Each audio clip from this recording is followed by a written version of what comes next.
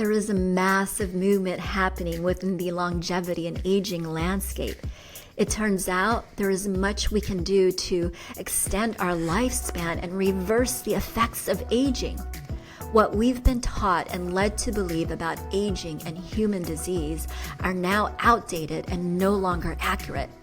That means it's time to change the current mainstream paradigm and have different kinds of conversations when it comes to our well-being. And it's time to recognize that we have the power within ourselves to dictate and drive our own health span and aging journey. Hi, I'm Suzaida Hippolito, host of Timeless Vitality, where we are redefining aging so we become truly timeless. In 2011, I made the decision to divorce my now ex-husband. That same year, I was diagnosed with depression, anxiety, and ADHD. I was also prescribed a cocktail of psychiatric medications, including an antidepressant, anti-anxiety, and sleep medications, and the highly addictive drug, Adderall. After a couple years, I stopped taking the antidepressant and the anti-anxiety meds, but I continued taking Adderall and the sleep medication. And I continued taking them for years until I realized these drugs were destroying my body. Society has normalized us taking psychiatric medications, which does nothing to heal our mental state. Rather, these meds help us merely cope with life. And they produce side effects, which then cause us to take more medications. Also, these drugs inhibit us experiencing the very thing that makes us human and the thing that separates us from other species, which is that full spectrum of human emotions. In recent years, there has been an emergence into the mainstream of plant medicine. In fact, the scientific and medical communities have embraced using different forms of plant medicine to safely and effectively treat mental health conditions. And I'm so excited to have with us today a plant medicine and microdosing expert, speaker, and psychedelic consultant who's here in my own backyard in San Diego. Her name is Tiffany Hurd. Tiffany left her 13-year corporate career in the medical industry, working with Fortune 500 companies in executive sales and business development to become a microdosing and plant medicine expert. Today, she teaches people on the use of psychedelics for health, personal growth, and wellness. She also works with people to create customized microdosing protocols. She works with people like you. She works with coaches, healers, entrepreneurs, and trained professionals who want to integrate psychedelic offerings into their businesses. Tiffany is a globally recognized thought leader who is she's beautifully merging the medical and psychedelic industries in a way that is bringing education and awareness for people to now have a holistic alternative to pharmaceutical drugs. Yes, yes, yes. Love it, love it, love it. Hi, Tiffany. Thanks for joining us. Hello. Wow. What a gorgeous, beautiful introduction. Thank you so much for that and just for sharing everything that you did. I'm really excited to be here. Oh, yes. And I'm excited to dive right in because you and I both have the corporate background. And one of my burning questions is this. Okay.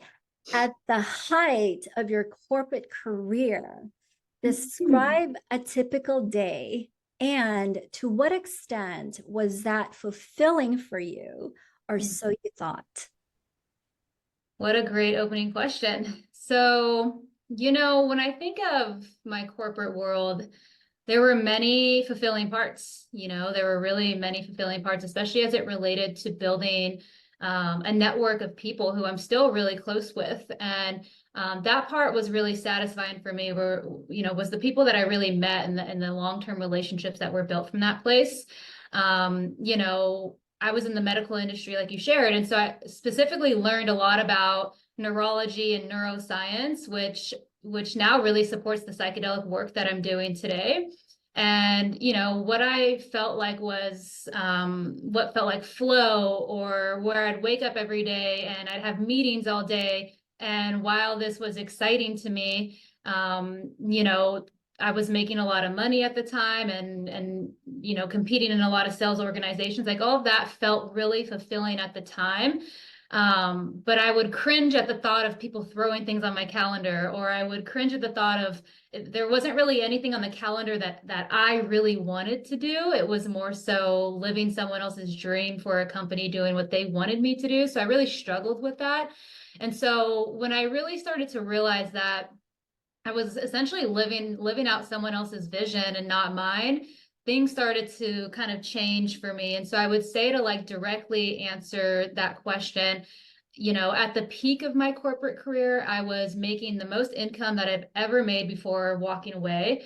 I had everything. I had the company car, I had the gas card, I had the credit card, I had the amazing medical insurance. Everything was really comfortable for me. But at that time, I really decided that this wasn't it for me anymore, and that it was time to make a change. Got it. Got it. I can relate to so much of that. And I know a large part of our audience are women in corporate, so I'm sure they can relate to that as well. Yeah. Now, there was a catalyst in your life that was a springboard for you getting into psychedelics and that industry. Can you tell us about that journey, what I like to call your hero's journey? Mm. Yeah. So, let me think of how I want to start that. So being in a corporate career, and I'm sure your audience listening, there's so many amazing things about a corporate career, and a lot of people absolutely love a corporate career. And there were many parts of the versions of me that really enjoyed it at times, and there were, as I shared, many versions that I developed into where I realized, hey, this isn't the dream that I want to be living. And so making that change was really challenging for me in a lot of ways because of, my upbringing and my childhood upbringing of, we were homeless at times when I was a child. We were living in and out of shelters at times.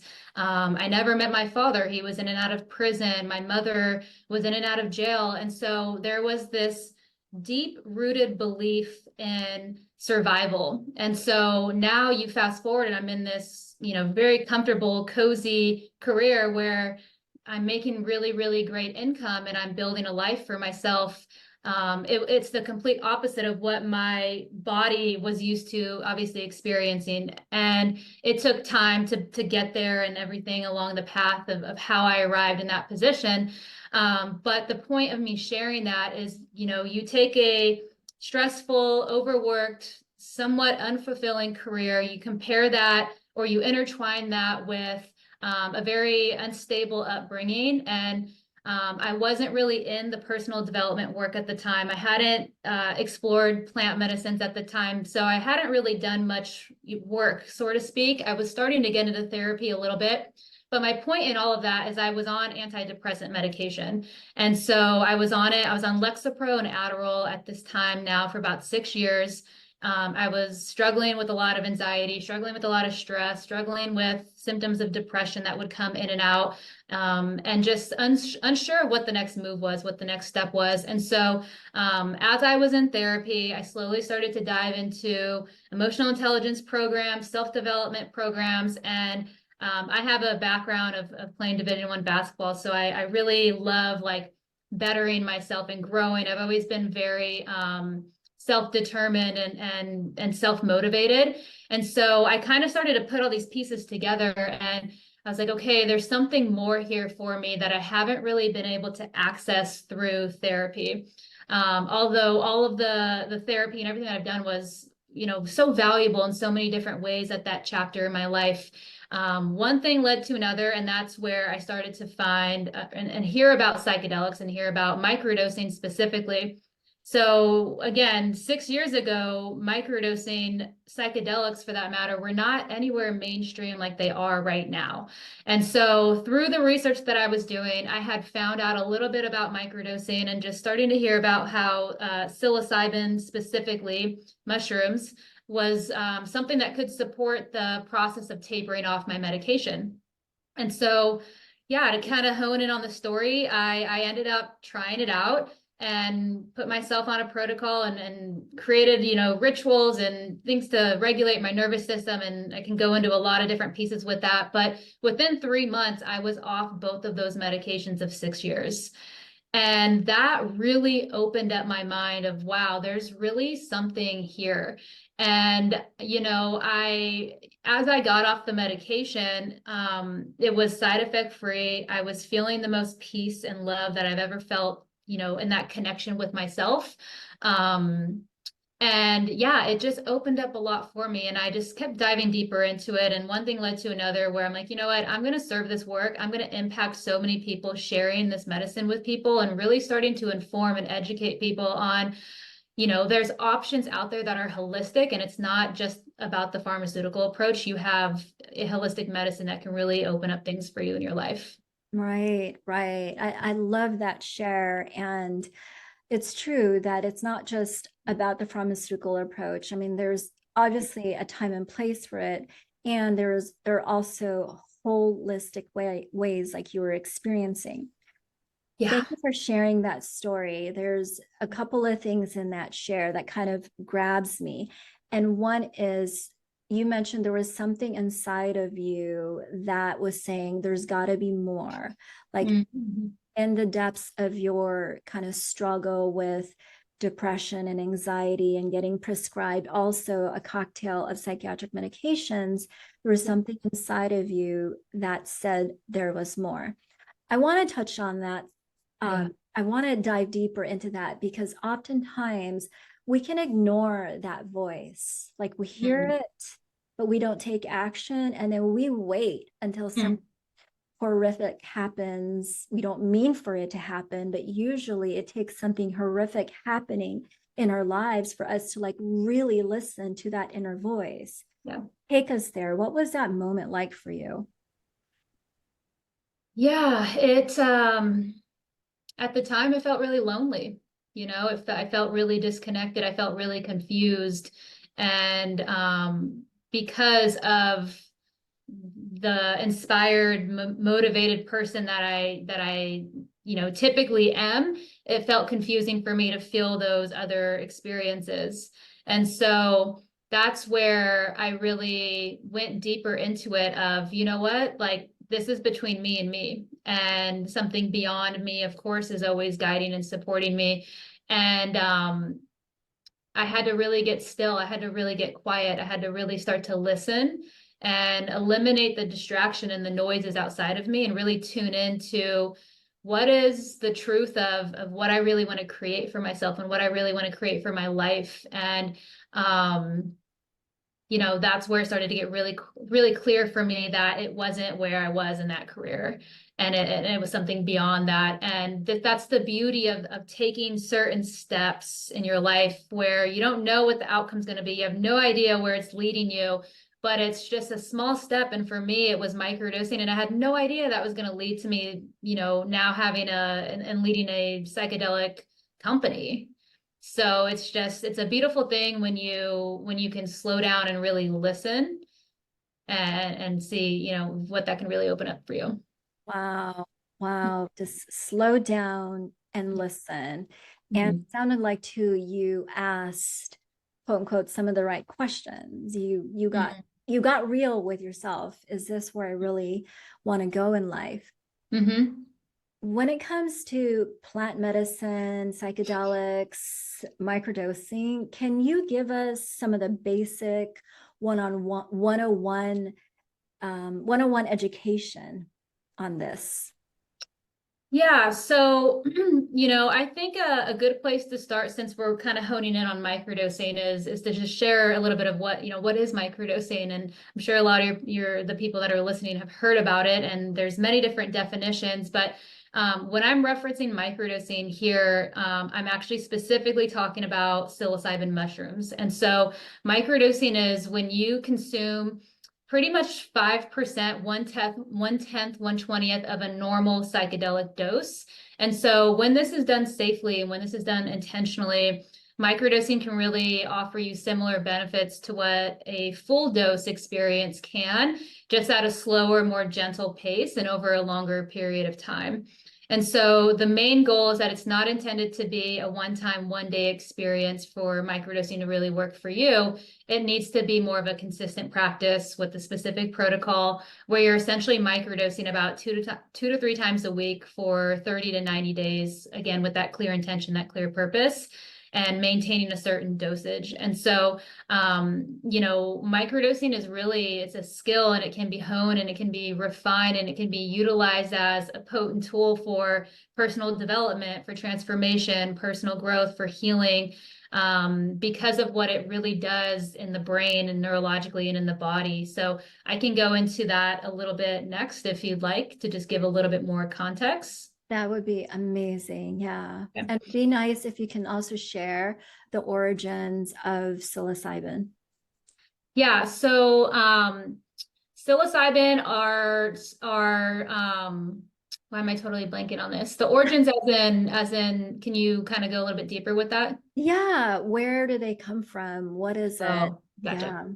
Yeah. Yeah, I was like misunderstanding that. So they originate from many different places. So Mexico is one of them, but they are all over the country. So they go back thousands and thousands and thousands of years. And so that's the fascinating part with mushrooms, specifically psychedelics in general, is our ancestors were using them way before we were even born. And so the war on drugs came and it eliminated it, and it took it down a different path. And so now there's this new renaissance. It's almost like the third wave of psychedelics, where we're now trying to legalize and bring it back in a way where there's so much data and there's so much research out there today that's really validating the benefits and the healing that these medicines can really provide people. So from that place, I'll go into just kind of like I would say like the three main reasons of what's kind of happening in the brain and in your body for this medicine to actually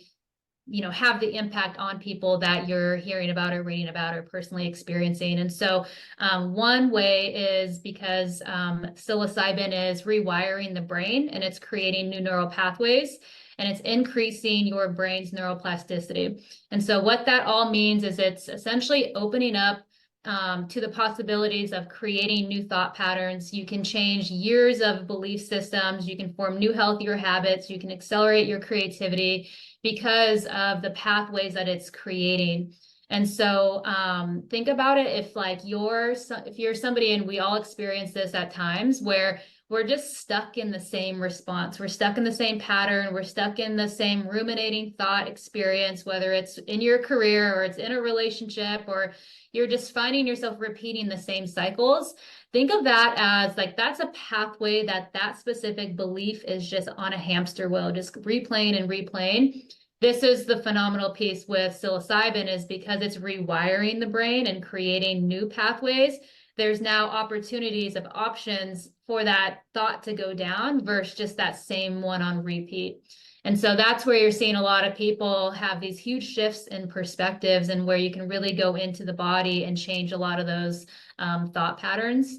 I would say the second way is it's actually decreasing your brain's fear and anxiety responses, which is a part of the amygdala part of your brain. This allows this sort of like slowing down, turning inward approach, which can show as, feeling more present, feeling more peace, just kind of getting more in touch with their emotions.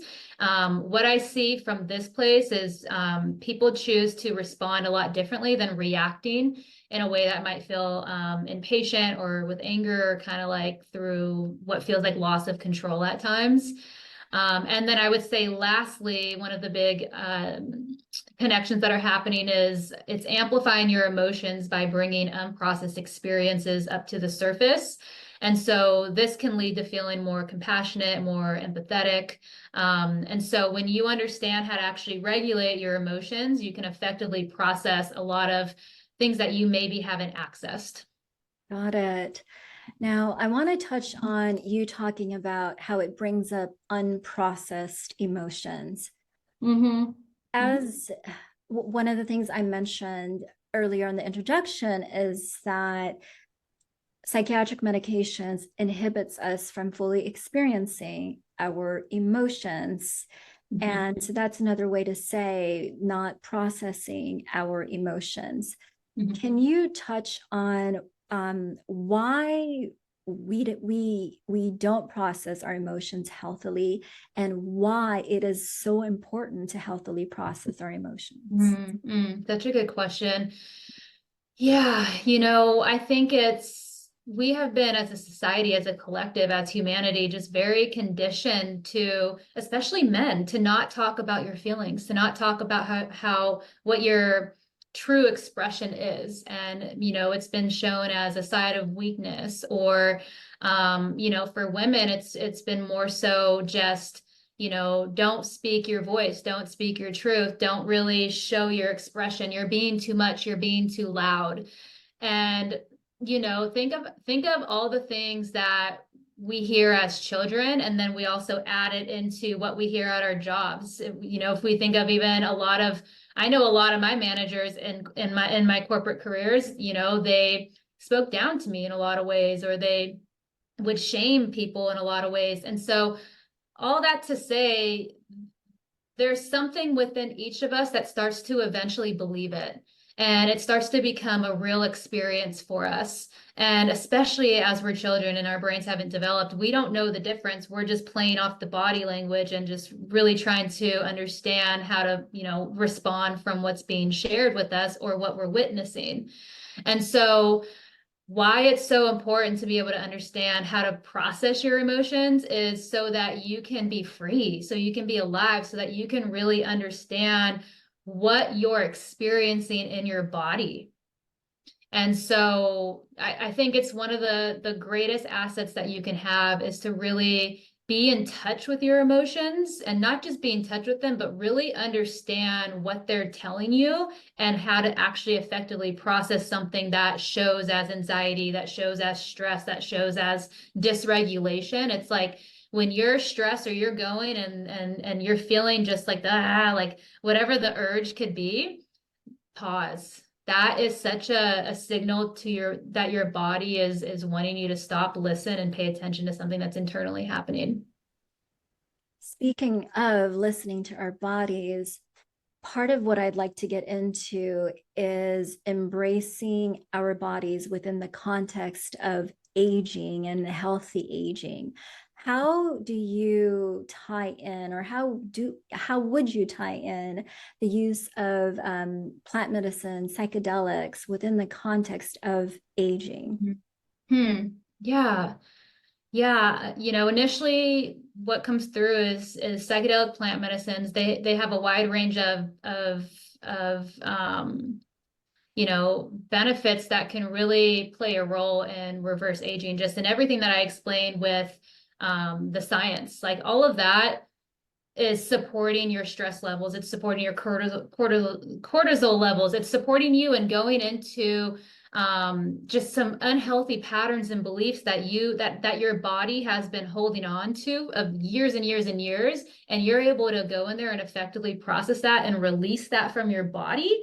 That alone is adding years to your life. Stress is the number one, I don't want to say killer, but essentially where, when we hold on to these stories and these traumas and anxiety, that's just creating more stress in our life. So imagine if you can actually start to process that. I would say, like, imagine if you can effectively and intentionally work with these medicines to access the root of what's creating a lot of, whether it's stress or overwhelm in your life, and you can finally start to just let it go and you can just put it down. Imagine if you can start to really let go of anger and resentment, or starting to really forgive people and move forward in your life, what that can really reverse as it relates to aging. And so that's really an approach that comes through for me around, how these medicines can really go in and get to the, like, really access the root of things. And not only just releasing, but you also can claim and reinvent, and you can access new levels of creativity and joy and fulfillment. It's like you can just turn it back on, and that alone, it's like living a more passionate, healthier, fulfilling life is going to reverse aging. Mm, I love that. I mean, you make me think of, for instance, comparing myself now, knowing I believe I'm very healthy and I feel very vibrant, the most vibrant I've ever felt in my whole life.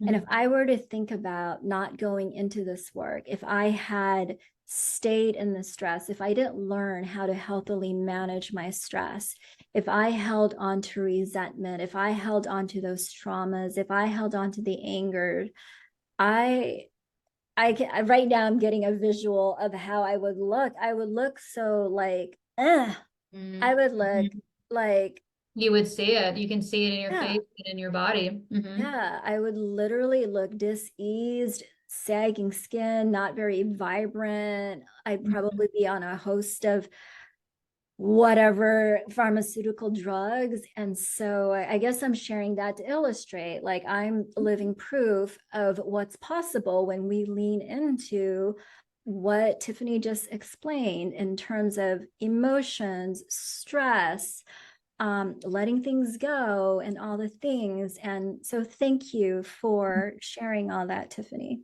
You're so welcome. Yeah, thank you for asking. Well, I also wanted to ask, let me just look at my notes here.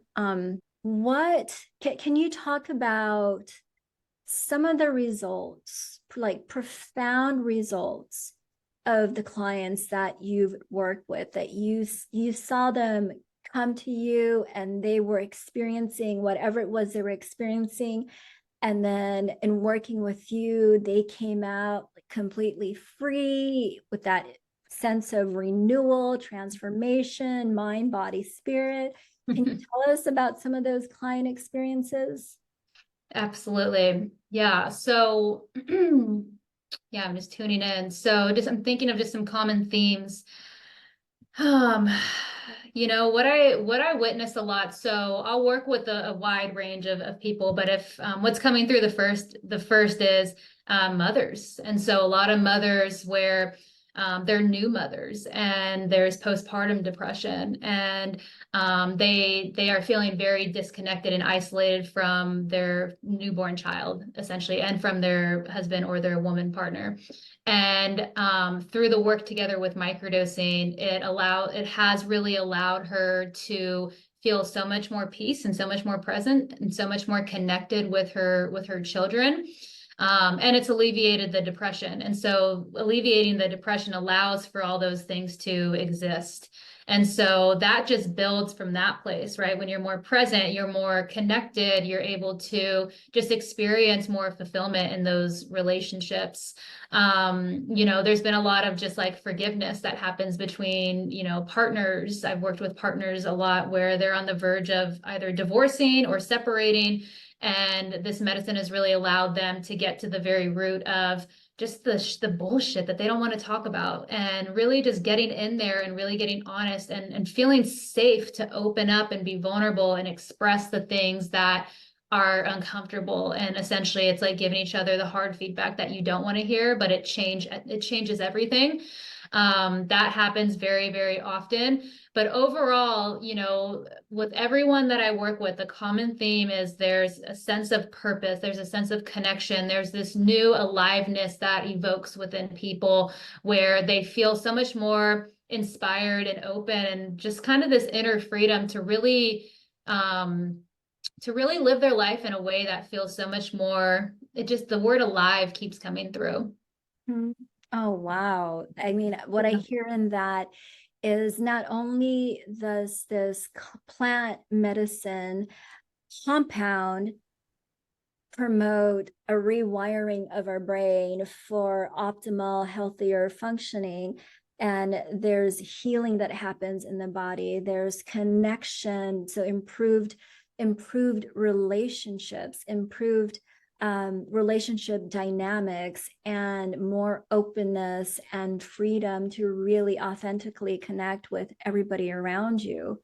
That's so Yeah. beautiful. So Yeah. And with all that, right, I don't want to come on here and say you're going to microdose and you're going to experience everything that we're saying. You have to be willing to put in the work. You have to commit to this journey. You have to be a yes to this experience, because the medicine is not a magic pill. It's not going to just change, fix you all of a sudden, bring all these things in your life. You have to have the willingness. You have to be open. You have to put in the work for this to work for you. right. I'm really glad that Yeah. you threw that in because I know I've had my own inaccurate expectations of stepping into some of these practices that it's going to fix me or it's going to cure me. And there is still the integration piece. Okay, what does this mean when we go back Mhm. into our regular lives? Exactly. Yeah, exactly. And that can lead to disappointment. That can put you in a deeper spiral. So that's a whole other interview. Well, that's why people get to work with someone like you. Thank you. Yeah, thank Now, there's three questions that I ask all of my experts. Are you ready, Tiffany? let's bring it on. The first question is, what is your number one life hack for promoting your own longevity? Mm, mm. Yeah, I've touched on it a few times today already, but really slowing down, getting present with myself, truly loving and accepting myself. Like I said, really understanding how to get in touch with my emotions, how to process my emotions. And that's for everybody who's listening is, really understanding how to regulate your nervous system to release any unnecessary stress. Obviously I'm a huge advocate where right now microdosing, I believe, is a amazing resource and tool and modality for promoting longevity.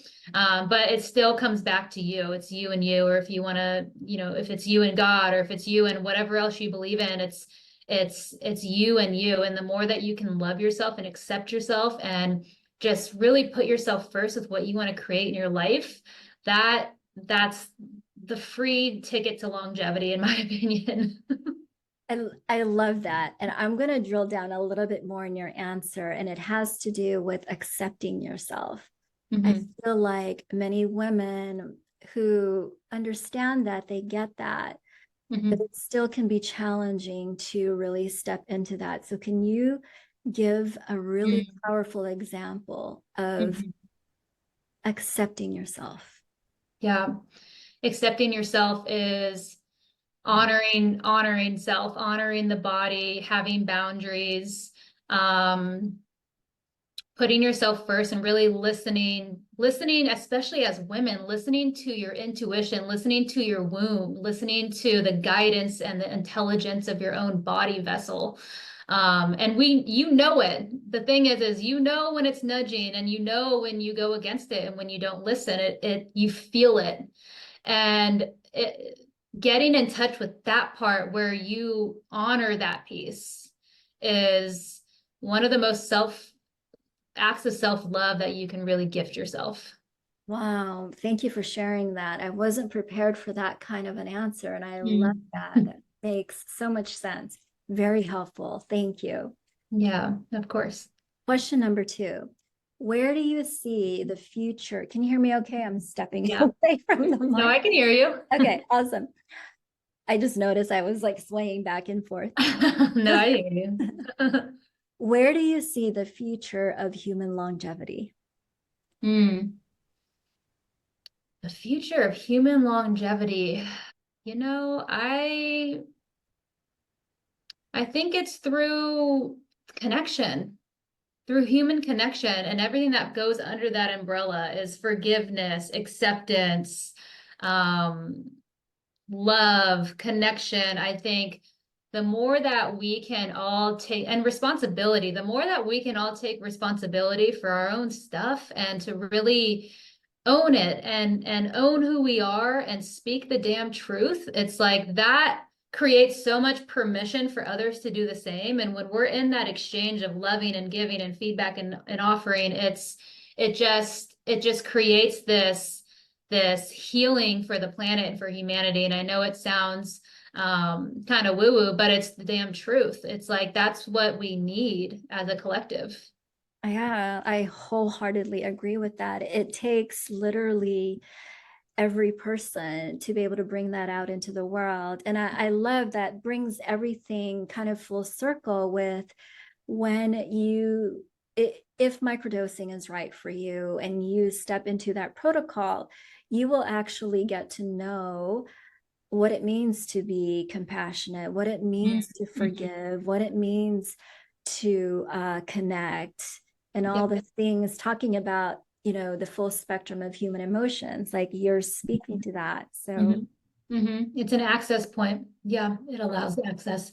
that's, Excuse me. thank you.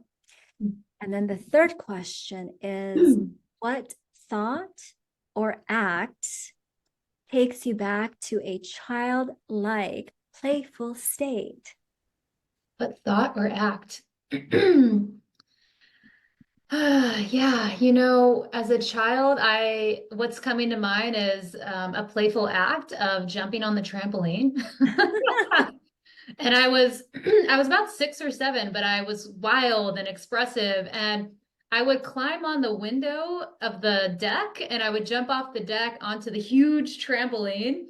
And back in the day, I would listen to TLC, the music artist, and there was Yeah. friends were like, I was the T and they were the L and they were the C. It was, and yeah, we would each jump off this balcony and like make a wild expression in the air before we landed on the trampoline of just full play, full expression. And yeah, that's what wanted to come through. Oh, amazing. All right. I challenge you to have a trampoline moment sometime in the Yeah. next month, Tiffany. Yeah, seriously. Thanks, Phil. I should go buy a little mini one and put it in the house. Yeah, yeah, they do have that now, I right? know. Yeah, they're Amazing for amazing. working out. Yeah. Yeah. Now, for our audience, I asked Tiffany to bring forth a free gift.